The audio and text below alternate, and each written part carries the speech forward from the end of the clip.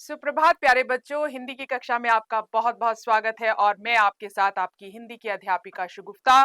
तो हमने प्यारे बच्चों कल नया पाठ जो है वो आरंभ किया था, कक्षा 10वीं का तीसरा पाठ, जिसका शीर्षक है जम्मू कश्मीर व लद्दाख में हिंदी। तो हमने इसका थोड़ा सा भाग कर लिया था। अब हम दोबारा से इसको दोहराएंगे और उसके बाद आगे जो है वो इसे शुरू करेंगे। तो हमने क्या जाना था प्यारे बच्चों इस पाठ में? जम्मू कश्मीर की भाषाएं। जम्मू कश्मीर मूलतः अहिंदीतर प्रदेश है। यहाँ की दो मुख्य भाषाएं हैं। कौन कौन सी प्यारे बच्चों? डोगरी और कश्मीरी। तथा कई अन्य बोलियां भी यहाँ जो है वो बोली जाती हैं। तो मुख्य भाषाएं जो है वो यहाँ पर कौन सी है? जम्मू क्षेत्र में जो है वो डोगरी बोली जाती है और कश्मीर में कौन सी बोली जाती है? कश्मीरी। और इसके अलावा भी प्यारे बच्चों कई तरह की बोलियां यहाँ पर बोली जाती हैं। हिंदी का व्यापक ज्ञान। जम्मू कश्मीर में हिंदी बोलने वालों की संख्या जो है वो पर्याप्त है और यहाँ की शिक्षित जनसंख्या का बड़ा भाग हिंदी के व्यवहारिक और साहित्यिक रूपों से परिचित है। जो जम्मू कश्मीर में हिंदी बोलने वालों की संख्या जो है वो बहुत ज्यादा आपको मिलेगी, बहुत तादाद में मिलेगी। और यहाँ पर जो है हिंदी भाषा का प्रयोग करना विभिन्न कार्यों के लिए व्यवहारिक तौर पर, और लोगों को जो है वो हिंदी के साहित्य के बारे में भी जो है वो पूरी तरह से पता है, पूरी तरह से वे परिचित हैं। जम्मू कश्मीर और हिंदी क्षेत्र के संबंध। प्राचीन काल से ही जम्मू कश्मीर और हिंदी क्षेत्र के बीच सामाजिक, आर्थिक और सांस्कृतिक संबंध जो है वो रहे हैं। जम्मू कश्मीर और हिंदी क्षेत्र के संबंधों की बात की जाए तो पुराने समय से ही ये जम्मू कश्मीर और हिंदी क्षेत्र के बीच में जो है वो कौन कौन से संबंध रहे हैं? सामाजिक रहे हैं, व्यापारिक, आर्थिक और सांस्कृतिक संबंध जो है वो रहे हैं। संस्कृत और कश्मीरी भाषा। तो कल मैंने आपको पहले प्यारे बच्चों बताया था, क्या बताया था कि कश्मीर प्राचीन समय से संस्कृत भाषा का शिक्षा केंद्र जो है वो रहा है। किसका शिक्षा केंद्र रहा है? संस्कृत भाषा का। और कश्मीरी भाषा में आपको क्या मिलेंगे? संस्कृत के तत्सम और तद्भव जो शब्द है आज भी बड़ी संख्या में जो है वहां पर पाए जाते हैं। कल ये सारी बातें मैंने आपसे कही थी। और तीर्थ यात्रियों का योगदान। तो जम्मू कश्मीर देश विदेश के तीर्थ यात्रियों के आकर्षण का केंद्र भी रहा है। तो यहाँ पर जो है पुराने समय से तीर्थ यात्री जो है वो यहाँ पर आते रहे हैं। और लोग कहाँ जाते हैं तीर्थ स्थलों पर? कश्मीर में अमरनाथ गुफा में दर्शन के लिए जाते हैं और कटरा में जो है वो माता वैष्णो देवी के दर्शन के लिए जाते हैं। ये प्रमुख तीर्थ स्थल जो है वो यहाँ पर माने जाते हैं। जैसे प्रमुख तीर्थों पर हिंदी भाषी यात्री भी जो है वो आते हैं, जिससे हिंदी का संपर्क बढ़ता है। तो बाहरी क्षेत्रों से जब लोग आते हैं वो तो किस भाषा में बात करते हैं? हिंदी भाषा में बात करते हैं। तो इसी कारण जो है वो हिंदी भाषी यात्री भी यहाँ पर आते हैं और इसी कारण जो है वो हिंदी से ही इनका संपर्क जो है वो बढ़ता है। आदान प्रदान की भाषा प्यारे बच्चों कौन सी है? हिंदी है। भाषाई एवं सांस्कृतिक आदान प्रदान। देश के विभिन्न भागों से आने वाले यात्रियों के कारण जम्मू कश्मीर में भाषाई, सामाजिक और सांस्कृतिक आदान प्रदान होता रहता है। जब एक क्षेत्र से लोग दूसरे क्षेत्र में आते हैं तो किस चीज का आदान प्रदान होता है प्यारे बच्चों? भाषा का जो है वो आदान प्रदान होता है। सामाजिक और सांस्कृतिक जो है वो आदान प्रदान जो है वो होता है। आदान प्रदान प्रक्रिया में यहाँ धीरे धीरे हिंदी जड़ें पकड़ती गई। कश्मीर में जैन उल आबदीन के समय ईस्वी था। तो प्यारे बच्चों आदान प्रदान की प्रक्रिया जो है वो क्या चलती रही? धीरे धीरे यहाँ अपनी जड़ें जो है वो मजबूत जो है वो करती रही। और उस समय कश्मीर में कौन सा शासक था? जैन उल आबदीन।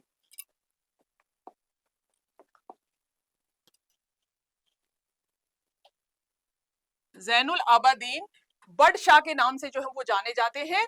तो उस समय उनका समय था और बडशाह के पूर्वज सिकंदर तथा अली शाह के शासनकाल में जो कश्मीरी पंडित कश्मीर छोड़कर पंजाब तथा उत्तर प्रदेश में बस गए थे, उनमें से बहुत से लोग बडशाह के समय में पुनः कश्मीर लौटे।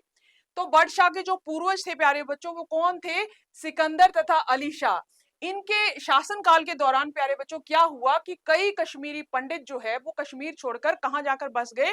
पंजाब और उत्तर प्रदेश में जाकर बस गए। उनमें से बहुत से लोग वर्षा के समय में क्या हुआ, दोबारा वापस जो है वो लौट के आ गए, क्योंकि जो ज़ैनुल अबदीन थे वो बहुत ही क्या थे, प्रजा के हितैषी थे, जो है वो अपनी प्रजा का जो है वो ध्यान रखने वाले थे, इसीलिए दोबारा से वो जो है वो वहां पर कश्मीर में लौट आए। 30-32 वर्षों के हिंदी प्रदेश के प्रवास में वे ब्रज भाषा और हिंदी की अन्य बोलियों से अवश्य प्रभावित हुए होंगे। तो 30-32 वर्ष कश्मीरियों ने कहां पर निकाले, कश्मीरी पंडित जो है जब वहां चले गए तो अलग अलग भारत के कई क्षेत्रों में जाकर वो रहे, और वहां से ही जो है वो क्या हुए, हिंदी की हिंदी प्रदेश के प्रवास में क्या चल रही थी, ब्रज भाषा और हिंदी जो है वो चल रही, तो इसका जो है असर जो है उन पर भी जो है वो पड़ा, और हिंदी की अन्य बोलियों से अवश्य जो है वो कहीं ना कहीं जो है वो प्रभावित हुए होंगे जब ये इन क्षेत्रों में रहे होंगे।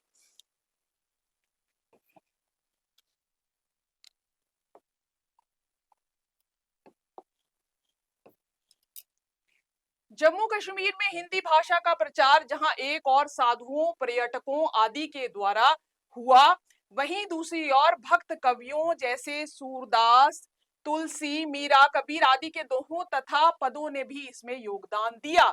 तो जम्मू कश्मीर में हिंदी भाषा का प्रचार जो है वो सबसे ज्यादा कहाँ से जो है वो शुरू हुआ था प्यारे बच्चों, साधुओं, एक और जहां साधु थे और पर्यटक जो है कश्मीर में आ रहे थे, वहां से जो है वो हिंदी भाषा का प्रसार हुआ।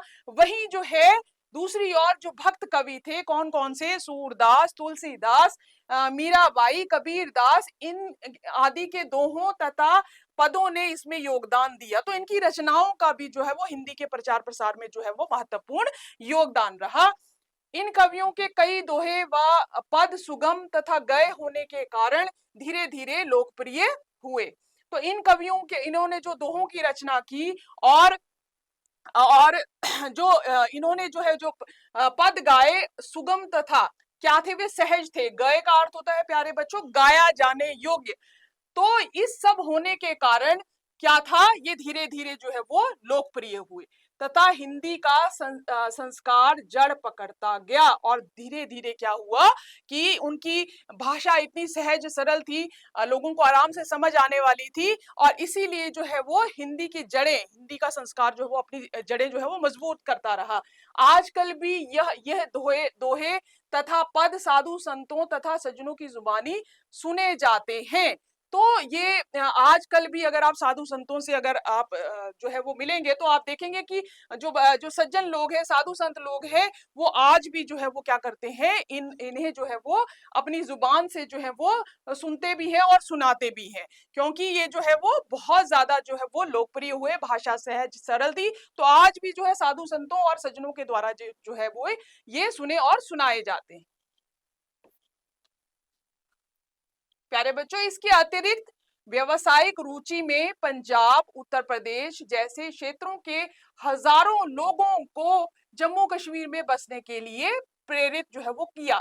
इसके अतिरिक्त क्या था प्यारे बच्चों, व्यवसायिक होता है व्यापार या रोजगार से संबंधित, तो उससे संबंधित रुचि रखने वाले लोग जो है वो कहां से आए, पंजाब, उत्तर प्रदेश जैसे क्षेत्रों के हजारों लोगों को जम्मू कश्मीर में बसने के लिए प्रेरित किया। तो आज भी आप देखते हैं कश्मीर, जम्मू कश्मीर में जो है वो बाहर से, उत्तर प्रदेश, पंजाब से कई कारीगर जो है वो यहाँ पर जो है वो काम करने के लिए आते हैं। तो इस तरह भाषा का जो है वो आदान प्रदान जो है वो होता है। तो बीच की भाषा कौन सी है, हिंदी, और हिंदी भाषा जो है वो इसी तरह से इनके बीच में आदान प्रदान होता है। इसी प्रकार जम्मू कश्मीर के हजारों लोग रोजी रोटी के लिए शीतकाल में राज्य से बाहर काम की खोज में जाते रहे हैं। जिस तरह से बाहर क्षेत्रों के लोग जो है वो यहाँ पर आते रहे हैं, उसी तरह से जो जम्मू कश्मीर के हजारों लोग कहाँ जाते हैं, बाहर जाते हैं, और किसकी तलाश में जाते हैं, काम की तलाश में जाते हैं। जब सर्दियां होती हैं तो राज्य से बाहर कहाँ जाते हैं, काम की खोज में जाते हैं। और इससे भी जो है जब वो दूसरे इलाकों में जाते हैं तो वहां उनकी भाषा का जो है वो आदान प्रदान जो है वो किससे होता है, वो हिंदी भाषा में ही होता है। इन लोगों की, वहां के लोगों के साथ बोलचाल तथा सहयोग की भाषा हिंदी ही रही है। तो किस भाषा में जो है वो आदान प्रदान करेंगे, तो वहां जाकर जो है इन लोगों के साथ जो वो बोलते हैं और जो इनके साथ सहयोग है वो किस भाषा में होता है प्यारे बच्चों, वो हिंदी भाषा में होता है। इससे स्पष्ट होता है कि जम्मू कश्मीर के लोगों ने शताब्दियों पूर्व ही हिंदी के संस्कार को समझा और पहचाना था।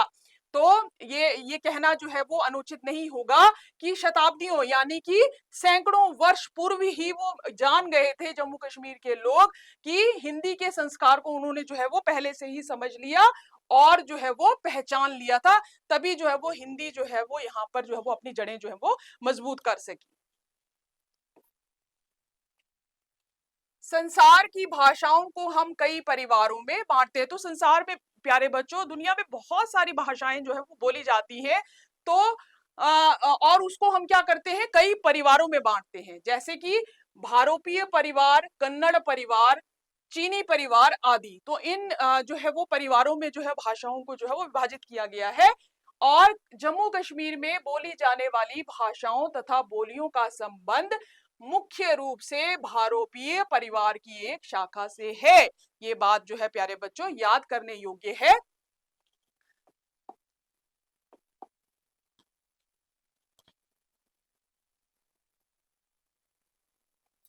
तो जम्मू कश्मीर में बोले जाने वाली भाषाओं तथा बोलियों का संबंध मुख्य रूप से किस परिवार से है, किस शाखा से है?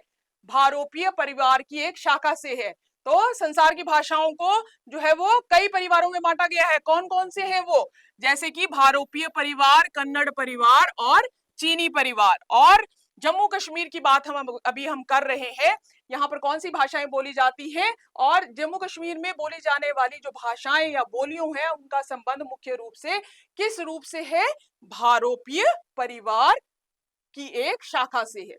यह शाखा भारतीय आर्य शाखा नाम से भी जानी जाती है। महत्वपूर्ण चीजें हैं प्यारे बच्चों, इनको याद रखिएगा कि यह शाखा जो है वो भारतीय आर्य शाखा नाम से भी जो है वो जानी जाती है। इसीलिए मैं बार बार दोहरा रही हूं कि ये जो है वो जम्मू कश्मीर में जो भाषाएं बोली जाती हैं वो किस परिवार से है?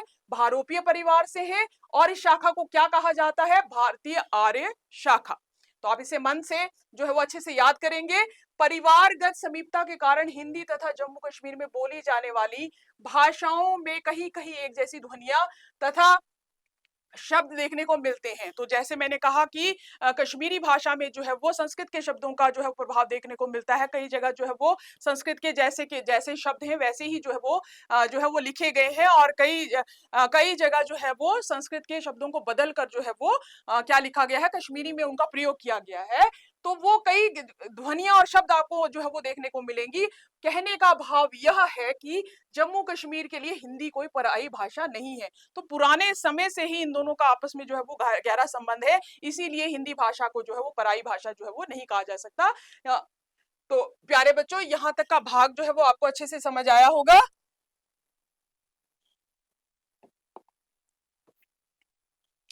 चलिए प्यारे बच्चों, जितना हमने समझा जाना तो करते हैं इसके गद्यांश के मुख्य बिंदु। जम्मू कश्मीर में हिंदी का विकास क्या हुआ? धीरे धीरे हुआ। जैनुल आबदीन बडशाह के शासनकाल में हिंदी को बढ़ावा मिला। तो इससे पहले जो शासक रहे उस समय जो है वो इसका इतना प्रभाव देखने को नहीं मिलता। लेकिन जब जैनुल आबिदीन आए तो वो क्या थे, जो है वो जनता के हितैषी थे, जनता को चाहने वाले थे। इसीलिए जो लोग जो है वहां से निकल गए थे तो वो कश्मीरी पंडित भी जो है वो दोबारा जो है कश्मीर वापस लौट आए।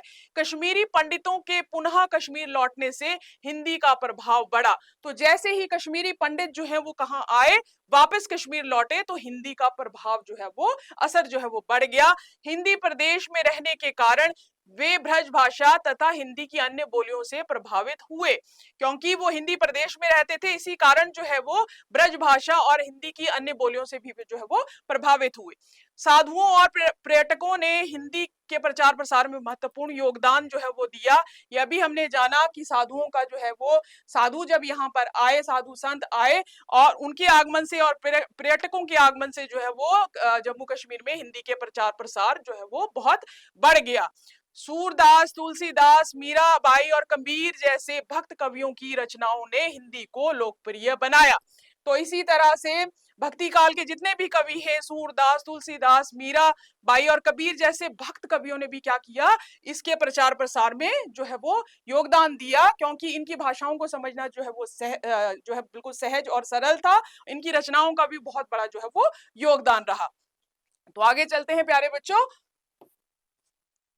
दोहों और पदों के सरल तथा गए होने से वे जन जन में प्रसिद्ध हुए। तो क्या थे? दोहे बहुत सरल थे, गाए जाने योग्य भी थे, इसीलिए जो है वो जन जन में जो है वो जो है ये प्रसिद्ध हुए। पूरी जनता जो है वो जनता में ये लोकप्रिय हुए।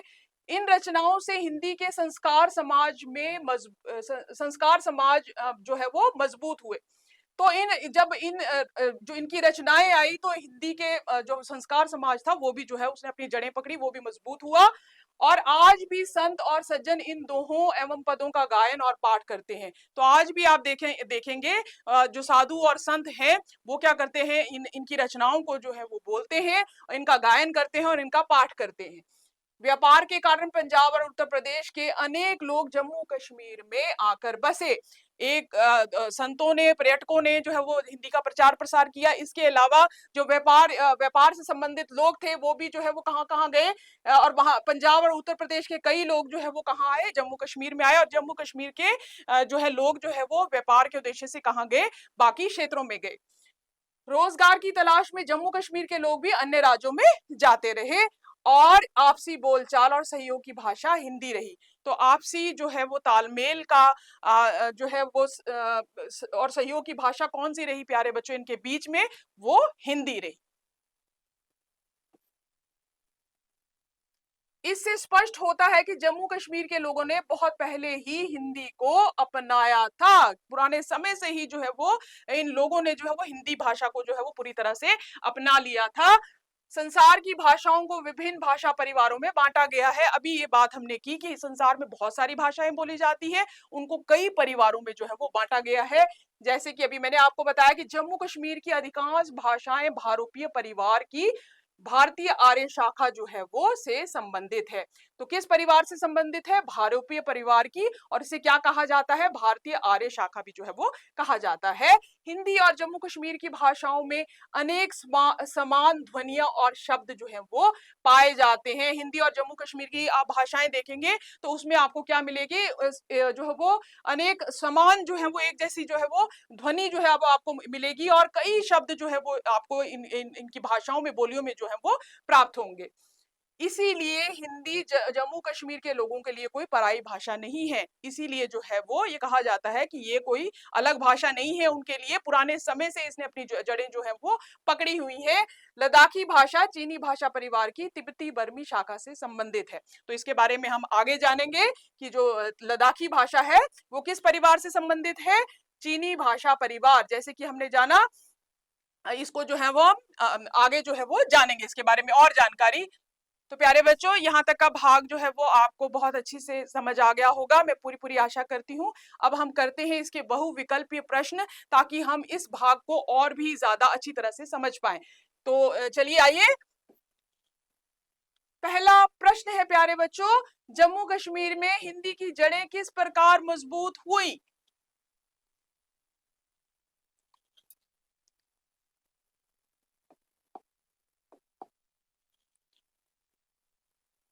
ठीक है प्यारे बच्चों, जम्मू कश्मीर में हिंदी की जड़ें किस प्रकार मजबूत हुई? तो क अचानक, ख धीरे धीरे, ग बहुत तेजी से, घ बिल्कुल नहीं।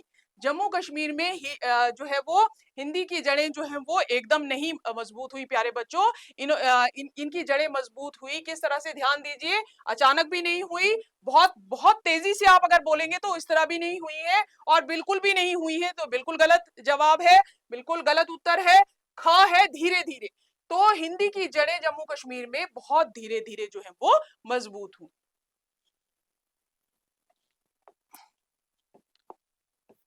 तो सही उत्तर है ख धीरे धीरे। प्रश्न दो, जैन उल अबदीन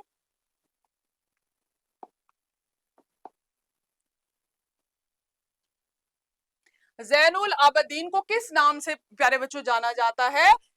क शेरशाह, ख बडशाह, ग अकबर, ग घ बाबर। तो अभी हमने पढ़ा, अभी हमने जाना, ध्यान से देखिए प्यारे बच्चों, किसका मैंने नाम लिया था, किस नाम से उन्हें जाना जाता है?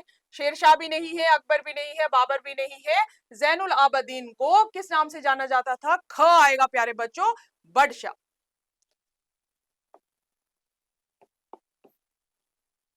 उत्तर ख बडशाह। प्रश्न तीसरा है प्यारे बच्चों, बर्ड शाह के समय कौन लोग पुनः कश्मीर लौटे? तो बर्ड शाह जो थे वो क्या थे?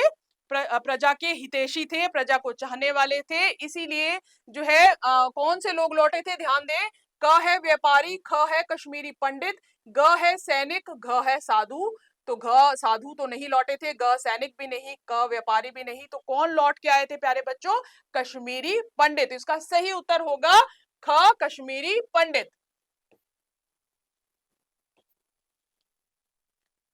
प्रश्न चौथा है प्यारे बच्चों, कश्मीरी पंडित किन प्रदेशों में बस गए थे? कहां जाकर बस गए?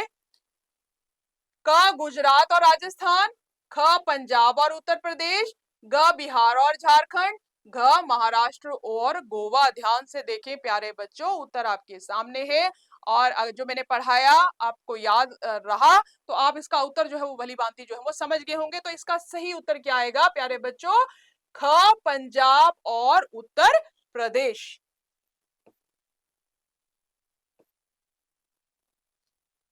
प्रश्न पांचवा है प्यारे बच्चों, प्रवास के दौरान कश्मीरी पंडित किससे प्रभावित हुए? क अंग्रेजी भाषा से, ख ब्रज भाषा और हिंदी की अन्य बोलियों से, या ग तमिल भाषा से, या घ उर्दू भाषा से। तो जितना भी भाग हमने पढ़ा तो उसमें हमने क्या जाना कि वे उर्दू भाषा से प्रभावित नहीं थे, तमिल भाषा से भी नहीं, अंग्रेजी भाषा से भी नहीं। जब वे प्रवास के दौरान कश्मीरी पंडित जो है वो किससे प्रभावित हुए प्यारे बच्चों? इसका सही उत्तर आएगा ख ब्रज भाषा और हिंदी की अन्य बोलियों से। उत्तर ख ब्रज भाषा और हिंदी की अन्य बोलियों से। प्रश्न 6वां है प्यारे बच्चों कि जम्मू कश्मीर में हिंदी के प्रचार में किसका योगदान रहा? ध्यान से अगर आपने सुना होगा तो उत्तर आप एकदम जो है वो दे देंगे। तो क केवल राजाओं का, ख साधुओं और पर्यटकों का, ग केवल सैनिकों का, घ केवल व्यापारियों का। तो ध्यान से देखिएगा प्यारे बच्चों, इसका सही उत्तर क्या आएगा? केवल राजाओं का नहीं, केवल सैनिकों का ये भी नहीं है, केवल व्यापारियों का ये भी नहीं है। तो सही उत्तर आएगा कि हिंदी का प्रचार प्रसार जम्मू कश्मीर में जो है तब बढ़ा जब साधुओं और पर्यटकों का वहां पर जो है वो आगमन हुआ। साधुओं और पर्यटकों का। 7वां प्रश्न है प्यारे बच्चों, निम्नलिखित में से कौन भक्त कवि है? तो भक्ति काल के कवियों के बारे में हमने पहले भी जाना था। तो देखते हैं, क सूरदास, ख तुलसीदास, ग कबीर और घ उपर्युक्त सभी। तो भक्ति काल जो है वो दो लोगों के बारे में तो हम अच्छी तरह से जानते हैं प्यारे बच्चों, मैंने जो है वो आपको पहले भी बताया था, कबीर दास जी के बारे में और तुलसीदास जी के बारे में। इसके अलावा जो है वो सूरदास भी जो है वो भक्ति काल के कवि हैं, इसलिए इसका सही उत्तर आएगा उपर्युक्त सभी। प्रश्न 8वां है प्यारे बच्चों, भक्त कवियों ने हिंदी के प्रचार में किस माध्यम से योगदान दिया? क उपन्यासों द्वारा, ख दोहों और पदों द्वारा, ग नाटकों द्वारा, घ कहानियों द्वारा। तो भक्त कवियों ने जो है वो किस तरह से, किस माध्यम से जो है वो योगदान दिया था हिंदी के प्रचार प्रसार में प्यारे बच्चों? ये हमने अभी पढ़ा है। तो उन्होंने जो है क उपन्यासों द्वारा भी नहीं है, नाटकों द्वारा भी नहीं, कहानियों द्वारा भी नहीं, दोहों और पदों द्वारा। इसका सही उत्तर आएगा ख।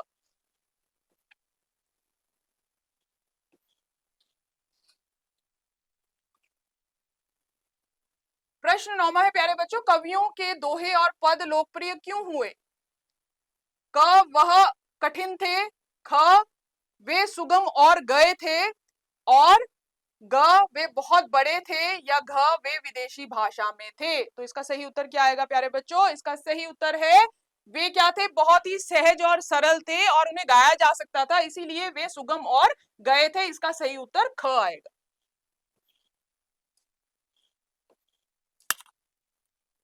तो प्रश्न 10वां है प्यारे बच्चों, ये अंतिम प्रश्न है। क्या है? आज भी दोहे और पद किनकी जुबानी सुनाए जाते हैं? क वैज्ञानिकों की, ख साधु संतों और सज्जनों की, ग व्यापारियों की, घ सैनिकों की। तो वैज्ञानिकों के द्वारा, ये तो सही उत्तर नहीं है। दोहे और पद इन्होंने नहीं जो है वो किए। ग व्यापारियों की, ये भी जो है वो गलत उत्तर है। घ सैनिकों की, ये भी नहीं आएगा। प्यारे बच्चों, इसका सही उत्तर क्या आएगा? किस तरह से हिंदी का प्रचार प्रसार हुआ? ख साधु संतों और सज्जनों की जुबानी जब ये सुनाए गए, तब इसका जो है वो ज्यादा जो है वो प्रचार प्रसार हुआ। तो इसका सही उत्तर है उत्तर ख साधु संतों और सज्जनों की। और इसी के साथ प्यारे बच्चों, यहाँ तक का भाग आपका समाप्त होता है। इससे आगे का भाग हम कल पढ़ेंगे। तब तक के लिए आपका बहुत बहुत धन्यवाद।